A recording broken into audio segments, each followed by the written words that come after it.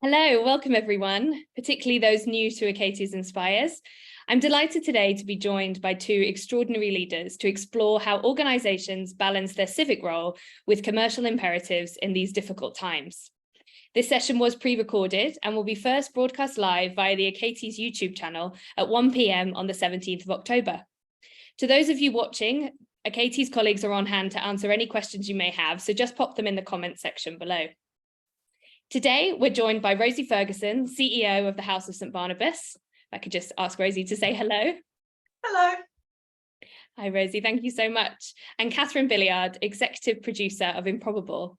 Hiya, Catherine.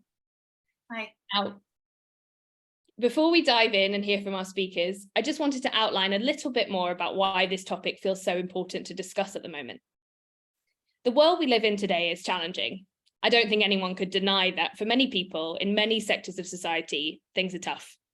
For many of these issues are economic, for others social, and for most it's a little bit of everything. In tough times, many turn to culture for solace. It could be a distraction, an inspiration, or maybe an escape.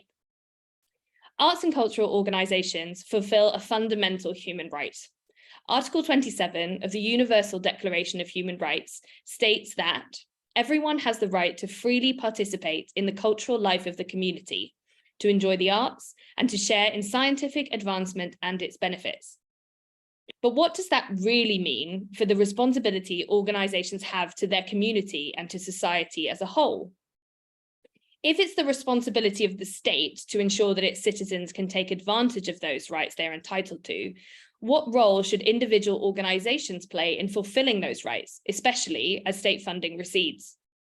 If organisations are in receipt of state funding, then what responsibility do they have to ensure benefit to taxpayers?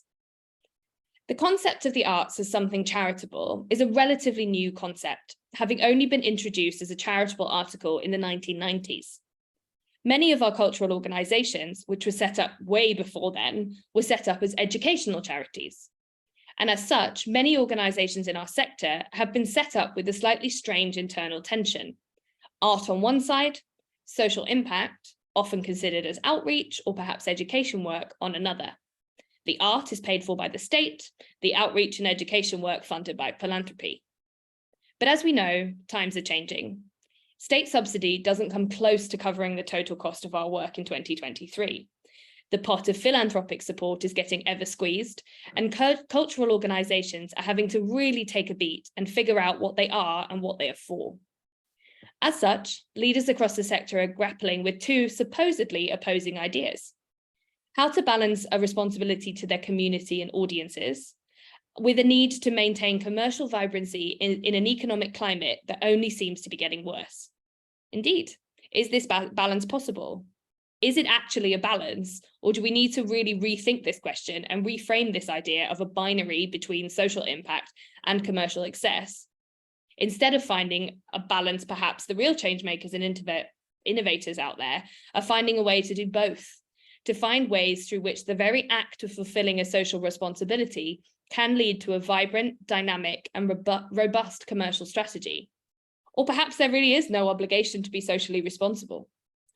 Today, helping us tackle some of these questions are, as you know, Catherine and Rosie. Catherine joins us from Improbable, a pioneering theatre company specialising in creating extraordinary experiences through the practice of improvisation. Catherine is Improbable's executive producer. Prior to that, she was senior producer at Fuel. Catherine has been creative producer at Emergency Exit Arts, worked in events and project management at the Donmar Warehouse and Battersea Arts Centre, and as a freelance stage manager with companies across the UK. Catherine is also director of Art Cry, a fund supporting urgent creative responses to political events. We're also joined by Rosie from the House of St. Barnabas, an innovative members club which, as a charity and social enterprise, has shaped a business model focused on transforming the lives of Londoners affected by homelessness. Previously, she was CEO of Gingerbread, the single parent charity, where she led a major strategic shift away from contracts towards policy and advice, and of London Youth, where she grew the organisation significantly in terms of impact and income.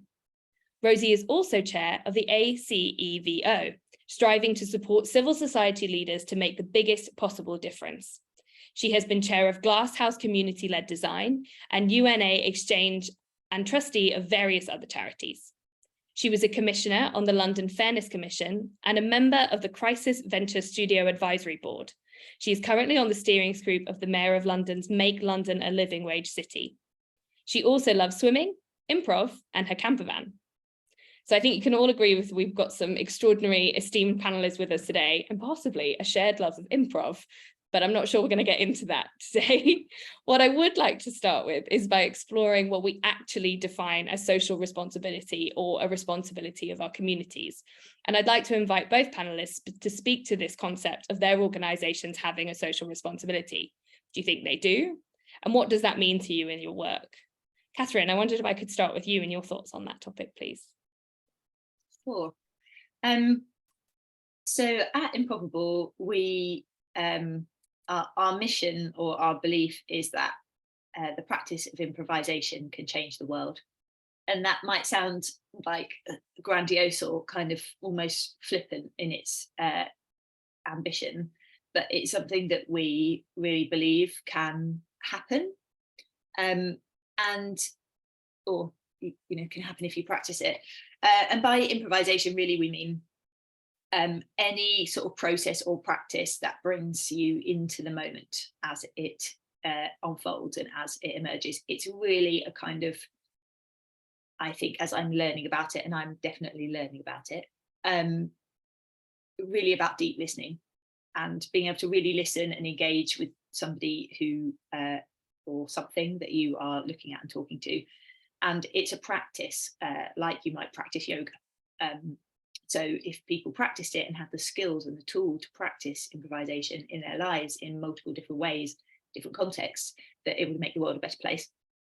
That is what we are, a artist-led, founder-led organisation. So our mission as we write it down for funders or when we have to articulate it in that way, is what I've just described, and through that we do a whole range of different things.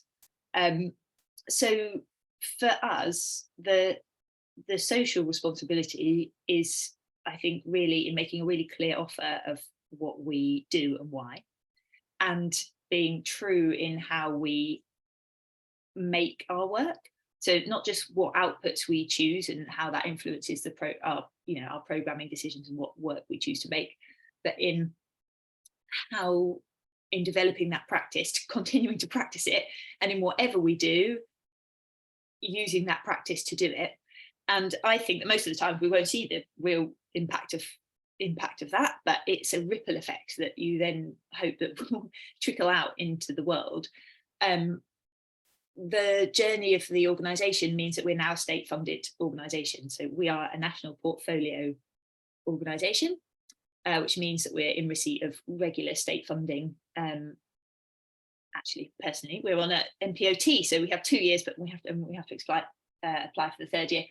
But that is it changes. It gives us an additional, as you say, social responsibility, I think, because we're now part of the ecology that is being supported at a state level through taxpayers' money to deliver for people and for communities. So I think it's our responsibility really to make that really clear when we apply for that funding, so that it can be looked at properly by the people who are making decisions about what that ecology looks like and where. Making sure that we challenge ourselves and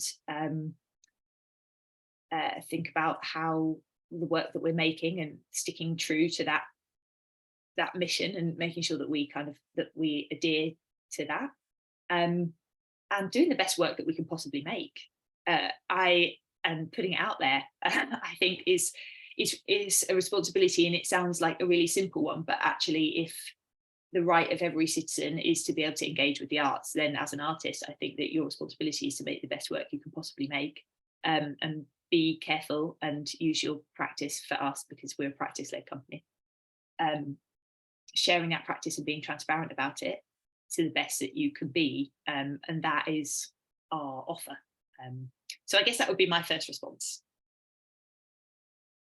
Thanks, Catherine. I really appreciate that. It's given me lots of food for thought, but I will come back to you with some further questions in a second. Rosie, would you mind just speaking to your sort of experience of this concept of social responsibility and what that means for you and your work? Yeah, absolutely. Really fascinating listening to Catherine and hearing your opening. For me, I think there's 3 layers of it,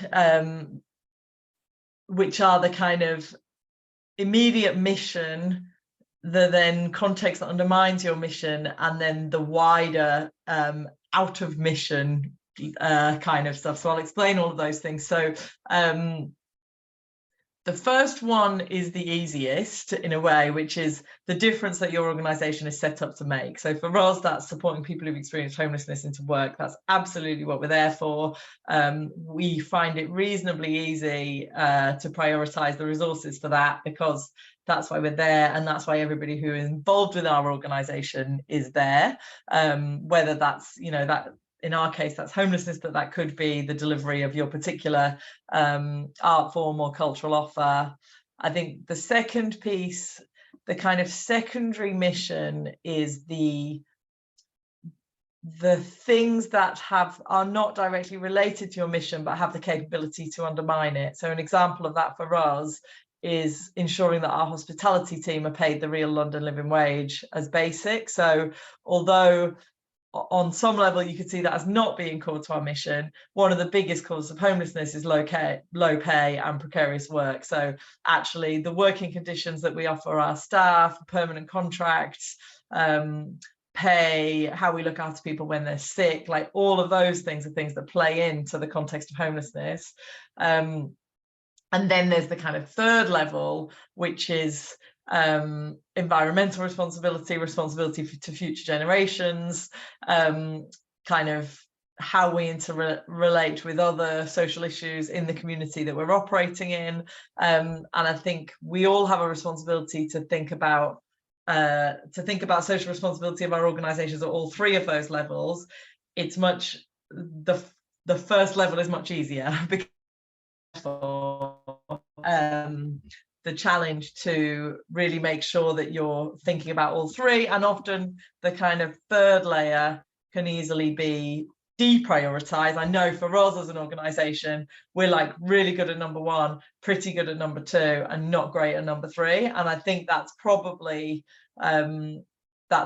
true for a lot of organizations, but actually number 3 is just as important. It's just longer term. Thanks, Rosie. It's really interesting listening to you both, obviously coming from quite different organizations, in ways that I won't list them out because we could be here a while and how different they are. But what feels to me, and I'd like to ask you this, quite unifying for both organizations, is you both speak very deeply about this concept. You both refer to it as mission. Others might think of it as purpose. And I wonder what your sort of thoughts are in terms of, do you think an organization needs to have that really clear sense of purpose in order to deliver on any sort of social responsible scale, whatever that might mean to an organization? Does that feel sort of central to you, or do you think there's sort of slightly different things? Rosie, any thoughts on that? I mean, I think an organisation has a sense of purpose, regardless of whether it's a social impact organisation, well, regardless of whether it sees themselves as social purpose. I think organisations need to know what they're trying to achieve and the difference they want to make in the world, even if that difference is the delivery of a great product or the. So I think there's actually less. I think it's definitely more of a spectrum now between kind of what we would have seen as the traditional kind of private sector, voluntary sector. It feels like a lot more voluntary sector organizations are needing to balance commercial imperatives at the same time with purpose, and a lot of businesses are now very much like, looking at B Corp status and the different things that are social purpose. So I think purpose is critical for everybody, but people will define that in different ways. Interesting. Catherine, I wonder what your thought on that is, because obviously within the context of an arts organisation, you're also registered charities, which has a sort of, Rosie mentioned commercial organisations, social impact organisations, and then charities is sort of another sort of section within that. What's your thoughts about this kind of idea of purpose within that context?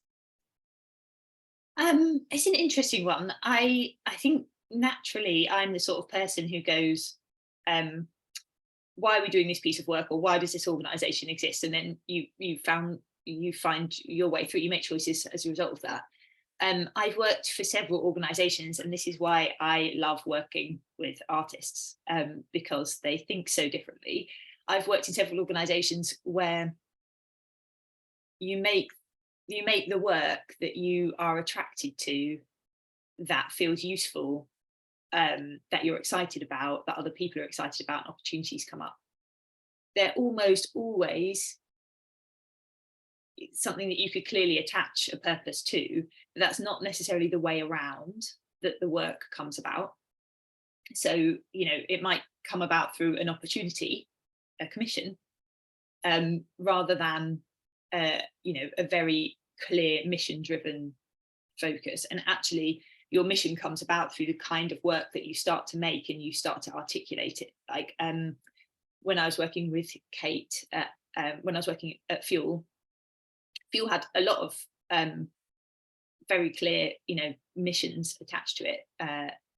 For example, one of the challenges that Kate would put on work that came our way, or people who wanted to work with us, is anyone else going to help this work to exist in the world? Because if there are other people who can do it, then perhaps Fuel won't do it. And Fuel was looking for those spaces where their difference was going to be the difference between their producing was going to be the difference between that work happening or not. And we both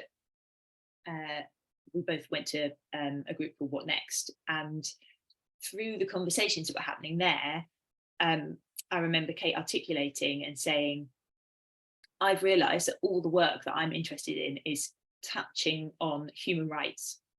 It's saying these are my human rights, and it's arguing for them, or it's defending them, or it's like, and it was an articulation that came a bit later. I don't know if it's been built into their mission or not, but it's interesting to go, actually, I'm noticing that through the work, actually it has this other connecting force, or maybe that becomes part of my mission, or Fly the Flag was born out of that realization while I was there. I would say that Improbable has articulated, it's just started doing that work and the team started doing that work and working in that way and building up those practices, and then started articulating it for purposes of getting funding and becoming a charity, as you say, changed the way that it probably changed the way around we do some of those things.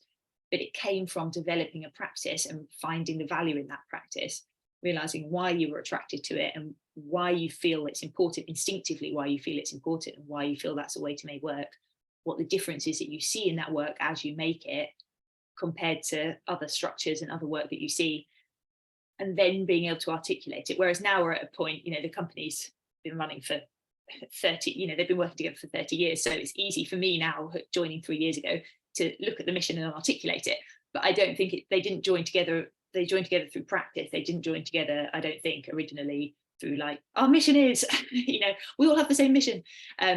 So it's gradually built up. And actually, I think that kind of evolution of something has a real kind of depth and strength to it, because it's always, if you're in my experience working with artists, it's theatre makers in particular, it's almost always socially driven anyway. So whether that's a mission and it's articulated, or whether it's just a project attraction or a need that somebody sees that needs to be fulfilled, sometimes it comes afterwards, or rather it's articulated afterwards. I wonder if I could just stay with you for a sec, Catherine, and ask a bit more. So you made that point there about, for artists, it's almost always socially driven. I've got sort of two questions, but I'll start with the first, because the second I'd like to also take to kind of Rosie within the context that you're working in. But what do you mean by that? Like, how does that sort of manifest, and where do you think that's sort of coming from? Well, I think on a very basic level, like, making art is joyful, and experiencing art, I find, and this won't be true for everybody, but like, I find it joyful. So like on on a really basic level, I guess I feel intrinsically that making theatre in my case, but making art and putting good, beautiful things out into the world is a positive thing in almost any context. So I don't think there's, and it's a terribly, terribly paid industry. So I don't think there's that many people who work in theatre making who are doing it for a commercial imperative. I think most people are doing it because they love it, because they feel that it's important, that they have, I don't know, experienced a piece of theatre, or and learnt from it, or there's a sort of there's a heart mission to it, even if it's not a kind of direct, there's some organisations like Cardboard Citizens or Good Chance that have particular focused missions or particular focused communities locally that they're working with or whatever. But I would say generally across the sector, people tend to be in it because they feel on some level, and it will be articulated in lots of different ways, that they feel on some level that it's an important thing to make and do. That's a big generalization, but that's my experience of it. I love it. I love it that it's just joy, because I think that's something that unfortunately is slightly lacking for a lot of people at the moment, and it's certainly what I definitely get out of engaging with the arts. Rosie, just sort of kind of coming on from that, you said something earlier that really struck with me, in that you said prioritization of resources for us is easy.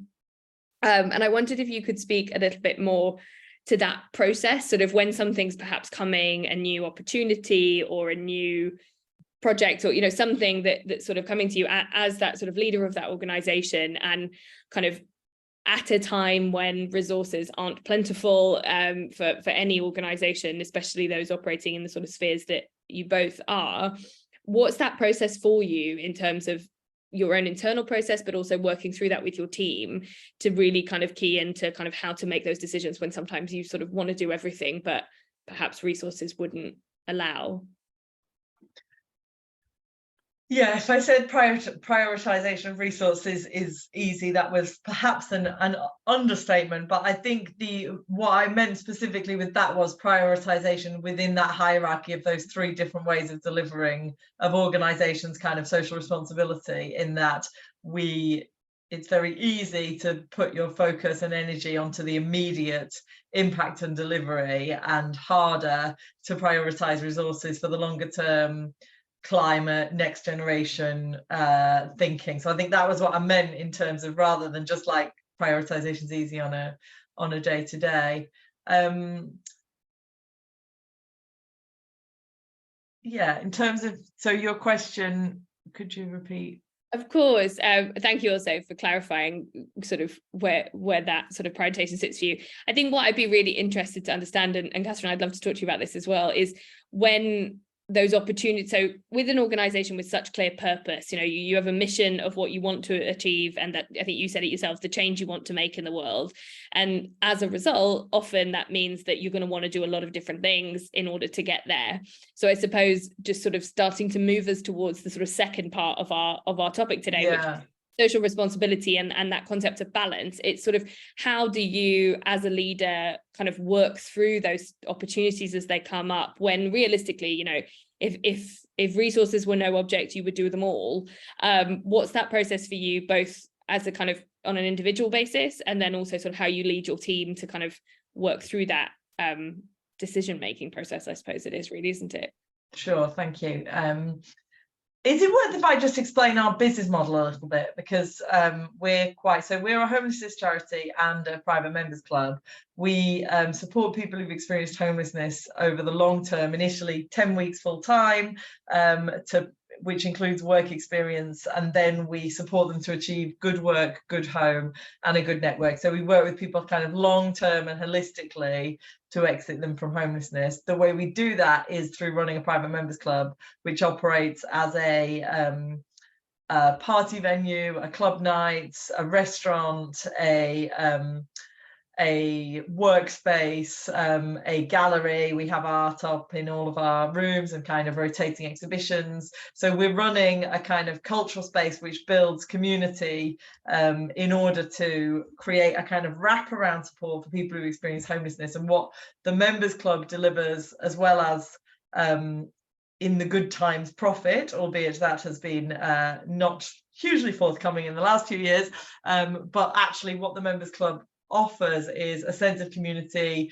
mentors, employers, work experience opportunities, a place of kind of dignity and pride and diversity that our participants who've experienced homelessness can really thrive in.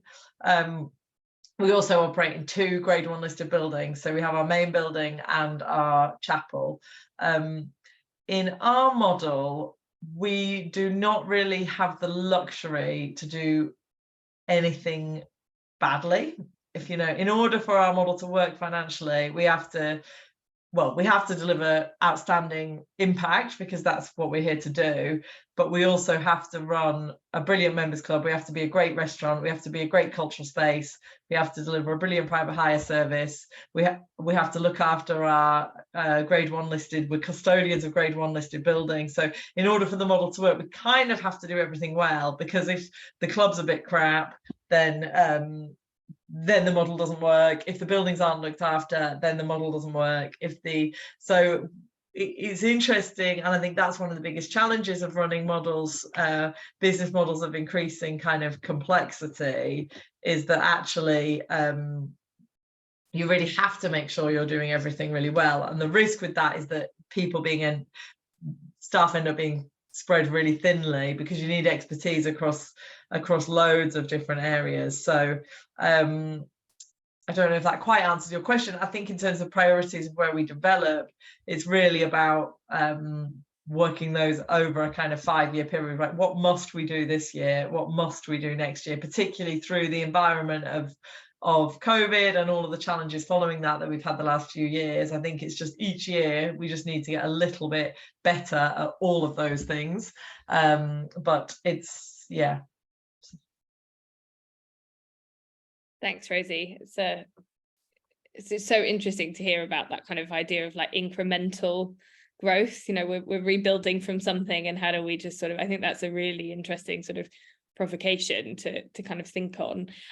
Catherine, to sort of that similar sort of question in terms of, you know, an organization of Improbable's size, you know, Improbable has a sort of extraordinary ability of both being absolutely tiny in practical terms, but absolutely mighty in sort of what it stands for in the industry, and as a result, I'm sure that results in some complicated questions that you have to sort of battle around opportunities and when to say yes, and perhaps sometimes when to say no, which can be hard, especially in a kind of artistic environment. How does that process kind of manifest for you, both individually as a leader in the organization, and then sort of for the group?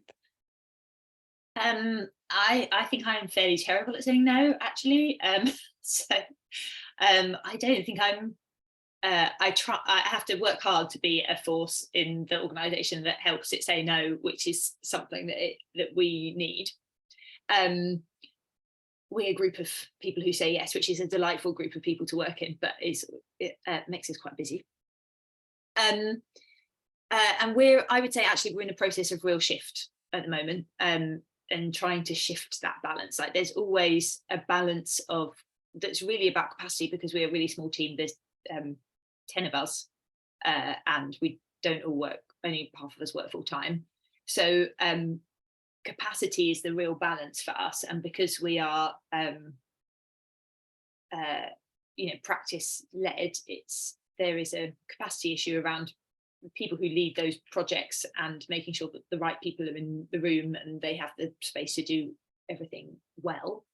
And there is definitely a real capacity issue there. And that has always come up in terms of, you know, the balance of delivering workshops and being in shows and running the organisation and strategizing for future projects and hunting out those opportunities. And there are bits of our work that get historically marginalised.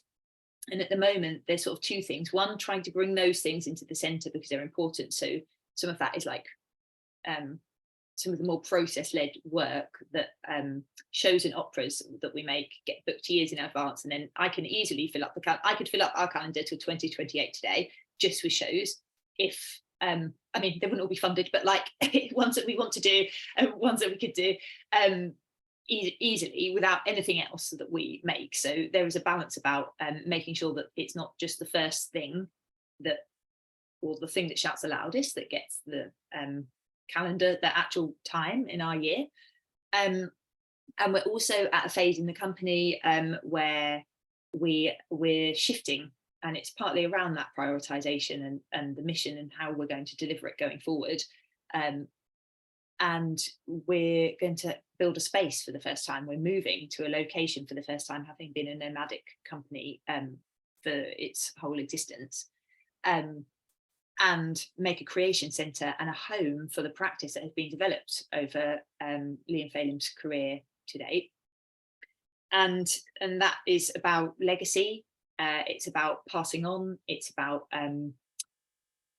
giving gravitas to those practices that are so important, and it's about making a space for artists who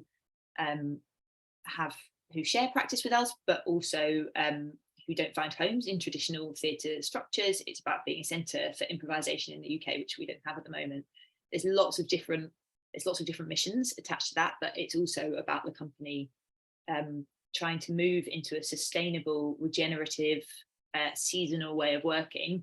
And what that model looks like is what we're exploring. That using our metaphors to drive our model is where we're at the moment. So we're trying to like literally use seasonal language, and we're learning about permaculture and things like that to try and inform what our model looks like going forward, moving away from a kind of industrial got to keep making shows to keep ourselves afloat model.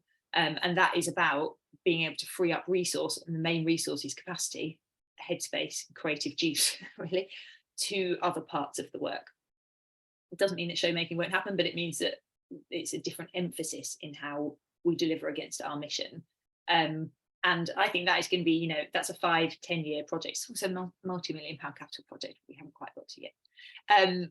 But the kind of bigger thing for us is about also exploring what that means for us as a company, what our use is, exploring if we want to build a creation centre, who's going to need it, what is the use, how do we build that to be flexibly improvised into future use long after our company exists. So like how do we create a space, a physical space that can sort of emulate our open spaces that we hold for whoever is in them at the time. Such an interesting project, and if you figure out the whole seasonal working conundrum, I hope you will share it with the rest of the sector and the world, because I'm sure there'll be lots of us who'd like to figure that out.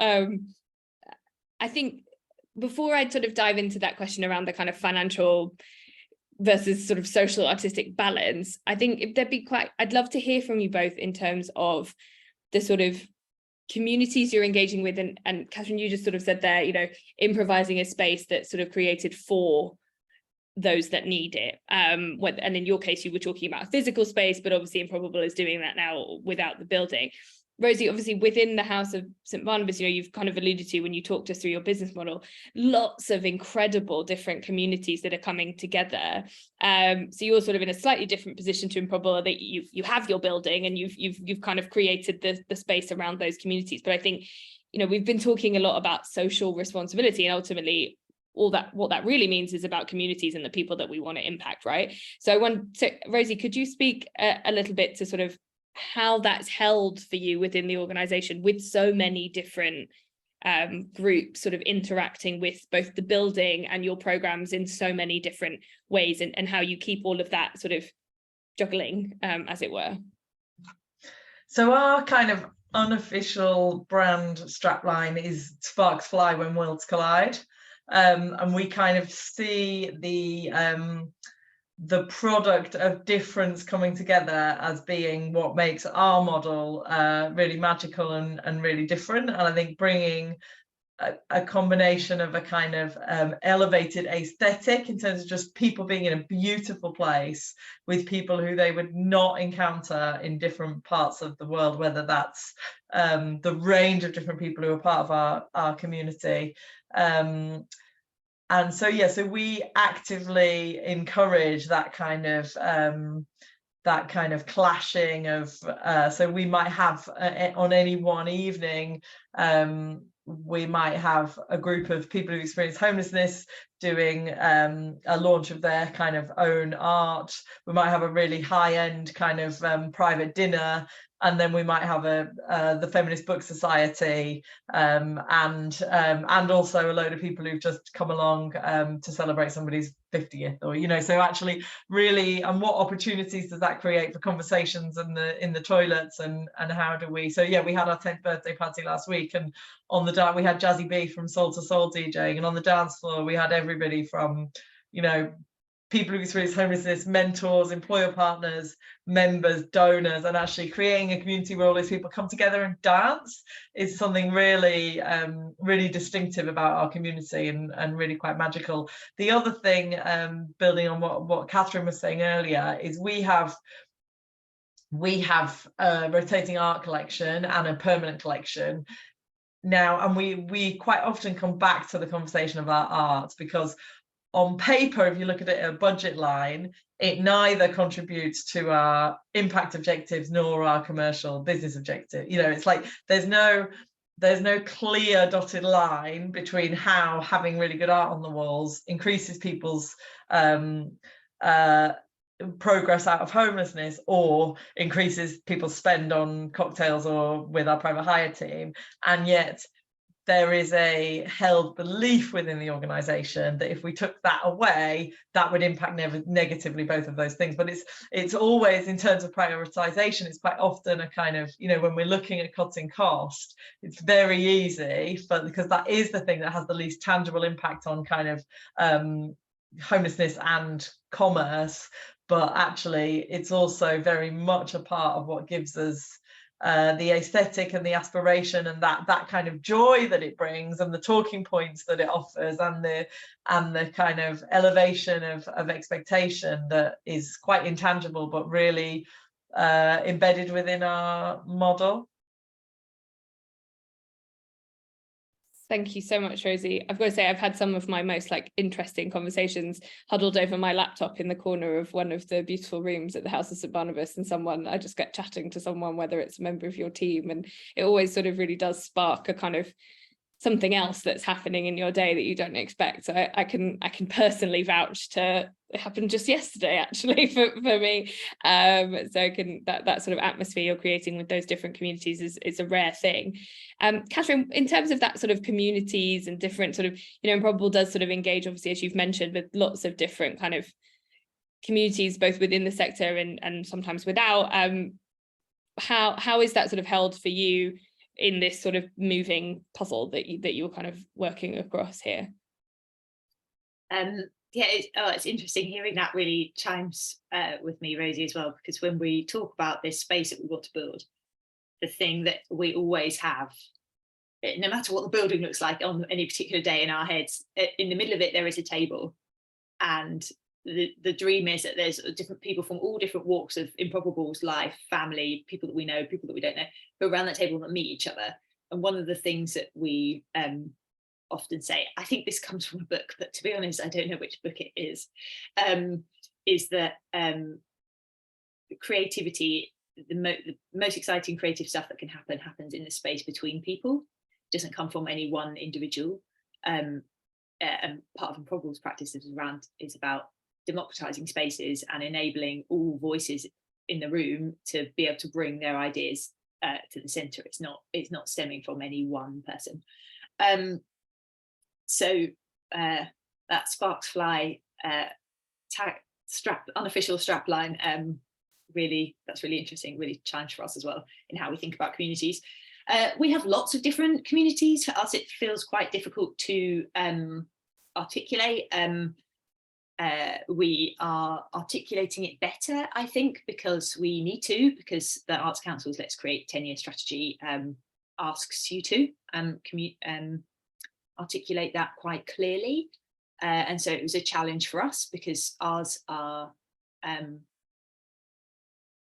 we have lots of different communities of people. So we have our audiences, some of whom we know because they come to things a lot, or they engage with us, but obviously lots of them we don't. And we share those with the people who are, you know, if we're touring work, for example, then it's people that might have a relationship to the venue and come across our work. So that within those audiences, there's a lot of different relationships to our work. Some people see our work and not even have any idea that Improbable exists. We'll be seeing a show at ENO and won't know anything about Improbable, even though we try and, you know, put it into the brochure. There's a whole community around our open space work. We run a program called Devoted and Disgruntled, which is sector facing, using open space technology to hold space for the sector. And there's a really, really strong community around that. And included in that is people who have come to know each other, projects that have been born out of that, the big annual event. And then there are kind of micro communities in different satellite events that happen throughout the year, and it connects to, you know, you can hire us to hold open spaces, facilitate open spaces. So there's also communities of people who we work with that are not in the arts sector, but who use that practice in a different way. There's a community of practice in artists that we work with, and I think that's probably Improbable's longest held, you know, if you had a pull thread of communities that we work with, it's our artistic practitioners, people that we work with.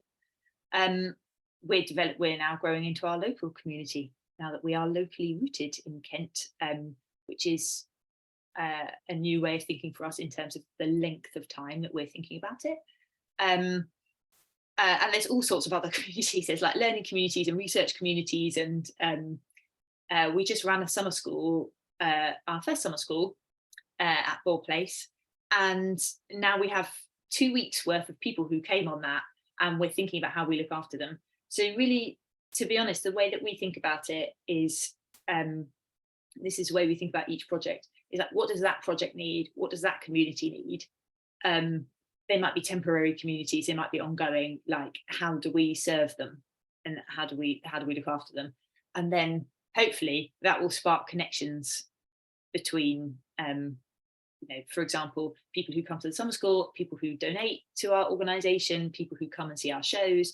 There's all sorts of connections that get built up in terms of how we communicate with them, or offers that we could make that serve multiple communities at the same time.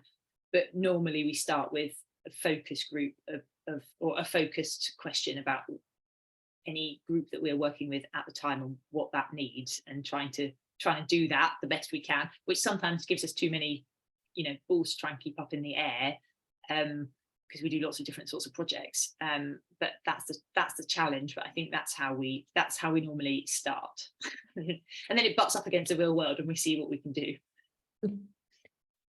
Doesn't it always? Something butting up against the real world. I suppose just sort of kind of thinking now to that sort of second point in our kind of title today about that kind of idea of balance, and I think when I was sort of thinking about this session and what this conversation might be today, it really struck me that we do sort of, in a lot of cases, or at least kind of in the sort of sector at large, think about these sort of two things separately, this idea of commercial viability, financial viability, and social value and kind of community value. And often they're sort of placed at odds. But the more I thought about that, and the more I thought about organizations that are doing things kind of well as is kind of able to be done in this sort of economic climate, and particularly thinking about both of your own organizations, I started to wonder if it really is about balancing two sides of a seesaw, or if actually there's something much more dynamic and much more integrated there. But I'd really love to hear of your own experiences and thoughts of that in terms of that balance, or maybe not balancing, or maybe there's no balance at all because it's not about two opposing things that need to sit together.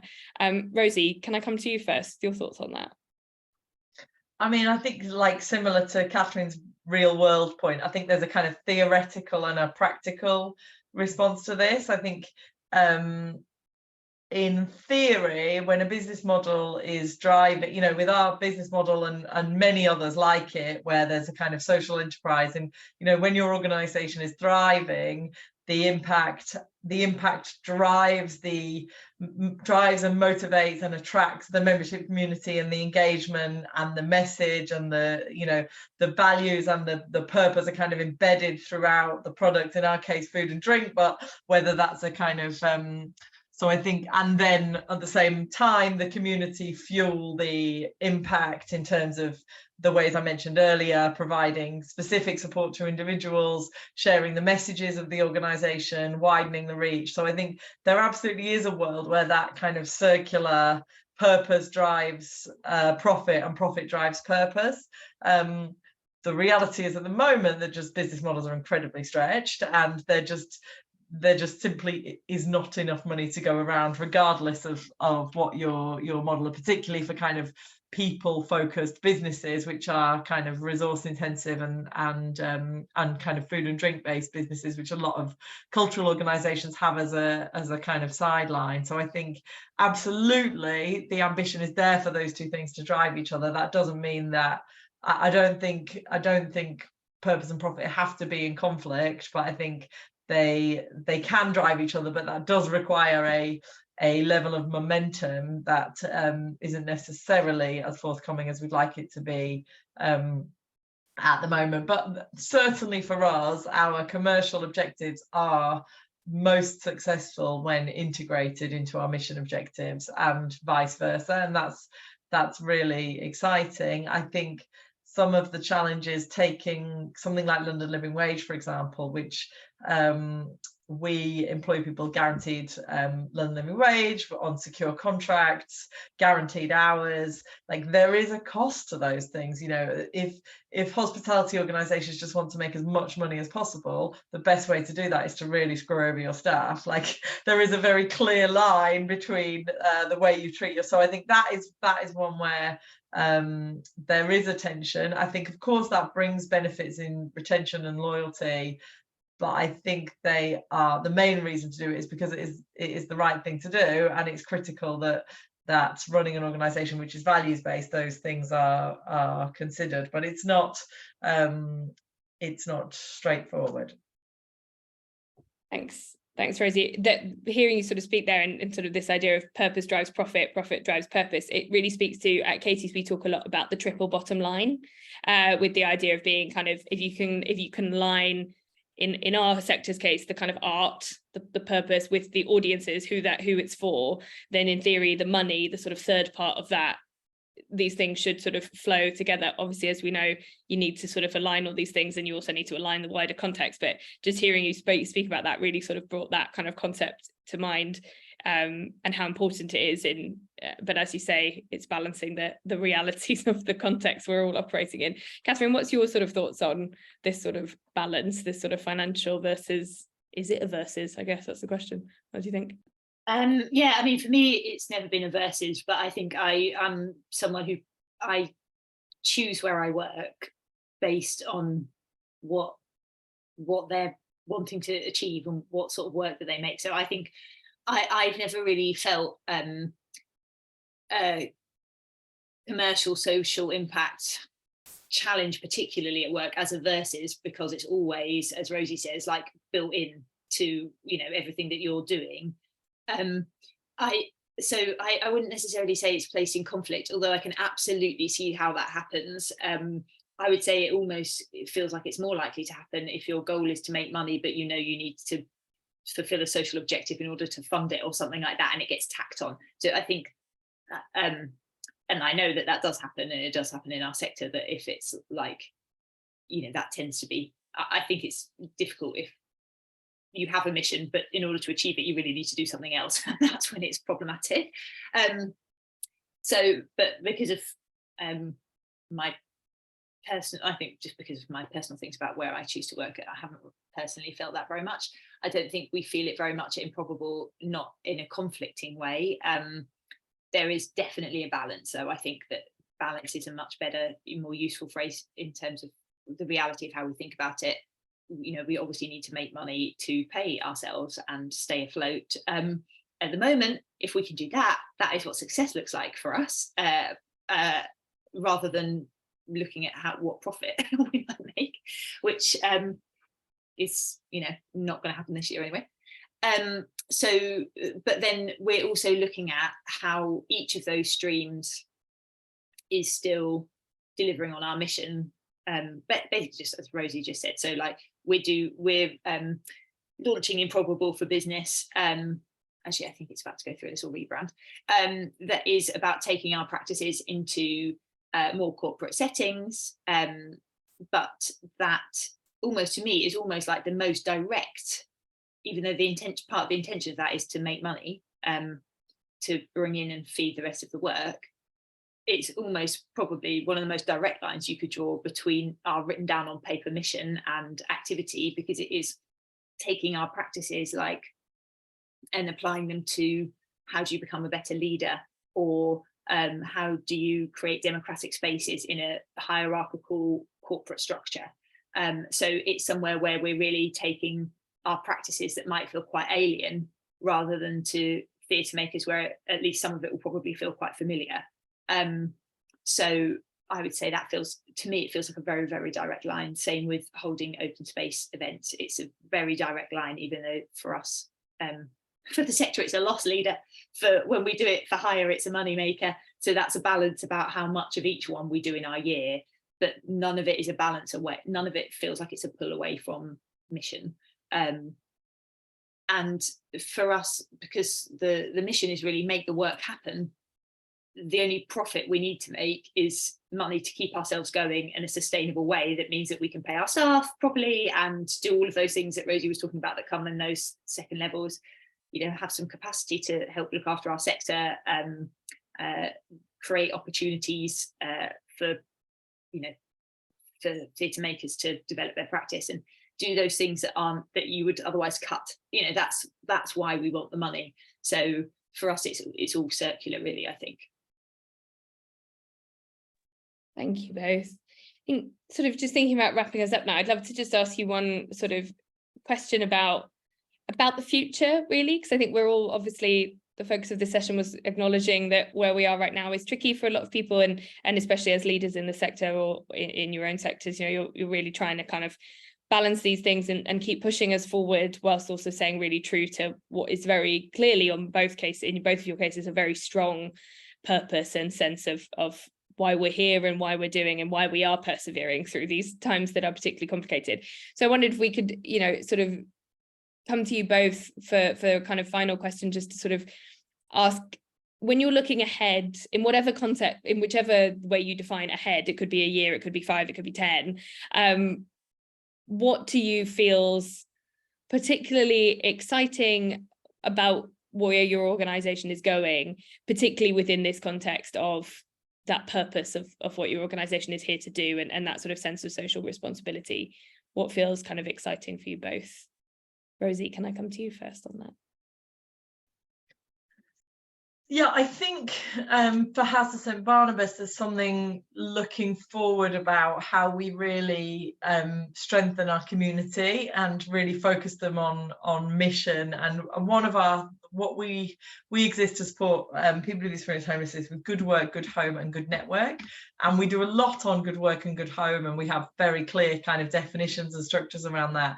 I think the good network one is really interesting, and we're just thinking with our board of trustees about the next phase of our strategy, and how do we actively encourage our community to broaden their networks, have different kinds of conversations, listen deeply to people who are different to them, and to really think about how we use, like, networks are such a huge part of how people who are successful thrive, and yet there's very little kind of coding or articulation of how they're used by different communities. So I think there's really something exciting about how we use our membership community to unpack and kind of supercharge our impact through networks and community. So very excited about that, as well as all of the brilliant DJs, events, exciting things that we have going on. I hope people will check us out.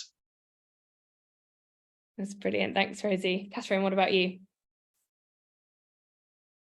I'm excited about everything. That's why I struggle to say no. Like, we have a whole bunch of shows and projects, which is like my remit in the organisation, that I'm really excited about, that I think will be really useful, brilliant pieces of work. And I think at the moment, from an organisational structure and change point of view, we have to adapt our business model because of the difficulties in the work. Like, our previous business model doesn't work. It just doesn't stack up anymore. So, and I think a lot of the sector is finding that. So and I think people are starting to have more transparent conversations. Like, I'm not doing the bulk of the work. I'm not doing any work on this. But I'm on the fringes of a group who are having a conversation with trusts and foundations at the moment.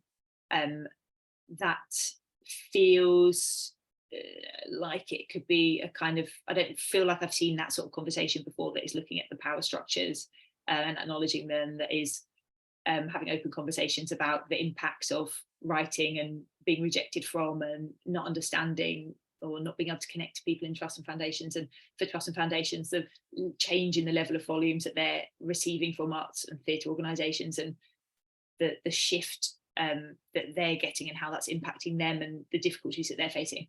So I feel like there's going to be a need to be extremely transparent with partners, with our sector, with each other, about what is going on for us, so that we can collectively try and create new ways of working that are going to deliver against everybody's objectives, and really serve ourselves, serve the people who work for us, so ultimately serve our audiences, by continuing to be able to make high quality, great work. And for us, that shift comes with this huge project in the move to Kent, which I mentioned, that is, and the building of this creation centre, and developing that over the next 10 years is, and building it is going to be extremely exciting, because it's going to throw up so much stuff that none of us know how to do it. And I think that is the most exciting thing, really. You can see a need for it, you can articulate the need for it, you know why you're doing it really clearly. Like, I think we can all do that. How we're going to achieve it, I don't know, and that's what's really exciting. Such a nice note to end on from both of you. So I feel like we could probably keep talking all day, but as you've both made very clear, there's a lot going on for you at the moment. So I shall thank you massively for taking the time to be with us today, and for giving us such incredible insights into what's going on at your organisations and what you see for the future. Thank you to everyone who's watching. It's been really great to have you with us again. And Achates colleague will stay online for the next 10 minutes or so. So if you've got any questions or anything you'd like to sort of discuss further, please do pop it in the comments section. And also, just to remind you that Achates is here to help the sector. It's what we do. And we offer a range of support, from fundraising support through to strategy development and recruitment support for positions anywhere from development managers to CEOs, trustees and chairs. And we also work with organisations to help change across your board, your teams, through their leadership development and team training. So if there's ever anything we can do to help, please don't hesitate to get in touch. The next Achates Inspires will be next month in November, and we will be in touch soon with more details. Thank you very much.